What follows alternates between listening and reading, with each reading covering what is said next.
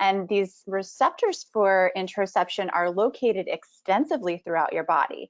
So you have receptors for interoception found in places in all your major organs, like your heart, your lungs, your stomach, your bladder, your colon. You have them in your brain, in your skin, in your muscles, even in the whites of your eyeballs.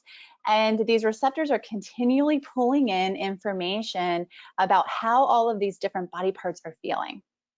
So what is the condition of these body parts? So for example, the receptors in the lining of your stomach, pulling in information about how your stomach is feeling. What is the condition of your stomach?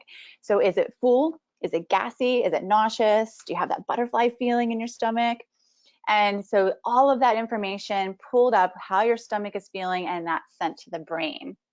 And the area of the brain where this information is landing, it's a little area of your brain called the insula. And everyone has two insula. You have a right insula and a left insula located deep within the side parts of your brain. And so all of this information coming from all of these receptors in your body for interoception is coming up, and it is processed in your insula. And your insula is using these incoming messages as clues to your emotions. And so interoception helps us to feel so many different emotions, and the insula helps us to figure out what emotion we're experiencing in any given moment. So let's go back to that example that I was talking about with your stomach. So the receptors in your stomach pulling in information about how your stomach is feeling. So let's say your stomach, those receptors are saying, oh my goodness, your stomach has that like fluttery, jittery feeling. And so your brain can use that information as a clue that you might be feeling nervous or anxious.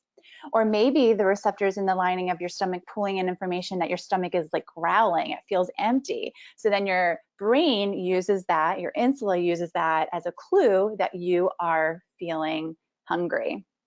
So there's this very tight body emotion connection, and it's all due in part to this sense that we call interoception.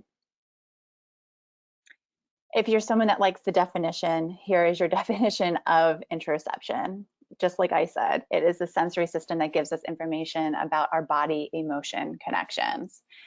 And this is the second and final definition for today, something really important to know, that something called interoceptive awareness.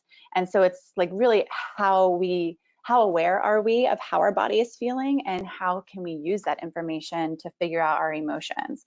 So essentially, in a nutshell, interoceptive awareness requires two different skills: our ability to notice our body signals. So you notice that fluttery feeling in your stomach, but then you also have to be able to connect that to the meaning that, you know, for you, that feeling in your stomach means that you are anxious or nervous.